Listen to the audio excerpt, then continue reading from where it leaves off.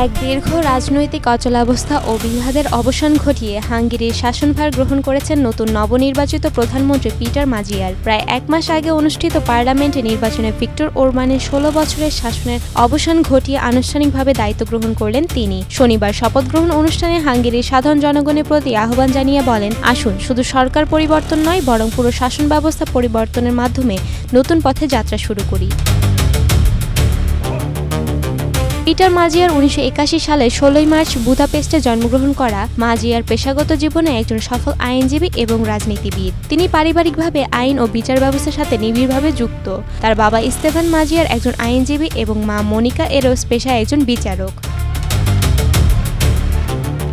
Peter মাজিয়ারের রাজনৈতিক যাত্রা শুরু হয়েছিল বর্তমানে ক্ষমতাসীন দল ফিদেসের হাত ধরে। সেখানে তিনি অত্যন্ত প্রভাবশালী এবং গুরুত্বপূর্ণ সরকারি পদে কর্মরত ছিলেন। তবে ২০২৪ সালে ভিক্টর ওরবান সরকারের অভ্যন্তরীণ দুর্নীতি এবং নীতিগত বিচ্যুতির বিরুদ্ধে সোচ্চার হয়ে তিনি দল ত্যাগ করেন। এরপর তিনি নিজের রাজনৈতিক প্ল্যাটফর্ম হিসেবে তিৎজা পার্টি গঠন করেন, যা হাঙ্গেরির সাধারণ মানুষের মধ্যে ব্যাপক জনপ্রিয়তা পায়।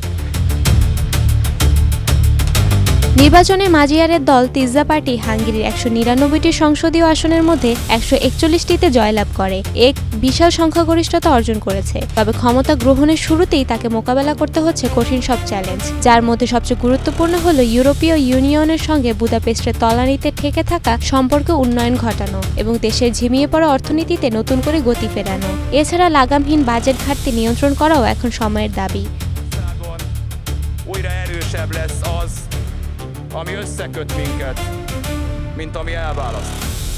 দীর্ঘ ১২ বছর পর হাঙ্গেরির পার্লামেন্টে আবারও ইউরোপীয় ইউনিয়নের পতাকা ফিরিয়ে আনা হয়েছে। নবনিযুক্ত স্পিকার অ্যাগনেস ফোর্সথোপার দায়িত্ব নেওয়ার পর প্রথম সিদ্ধান্ত হিসেবেই পতাকা পুনঃস্থাপনের নির্দেশ দেন। তিনি এটিকে ইউরোপে ফিরে যাওয়ার পথে প্রথম প্রতীকী পদক্ষেপ বলে উল্লেখ করেন।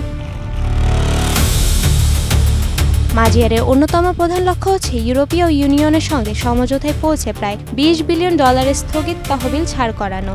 অরবানের আমলে মানবাধিকার পরিস্থিতির অবনতি এবং আইনের শাসন দুর্বল হওয়ার অভিযোগে এই অর্থ আটকে দেওয়া হয়েছিল। তিনি বলেন, ওরবান দীর্ঘ সময় ক্ষমতায় ছিলেন এবং প্রশাসনিক কাঠামোকে ব্যাপকভাবে বদলে ফেলেছেন। মাজিয়ার প্রশাসন এখন সেই আইনি ও কূটনৈতিক বাধাগুলো দূর করে দেশের অর্থনীতি চাঙ্গা করতে আগ্রহী। নুসরাত জাহান রিয়া, বাংলাদেশ প্রতিদিন।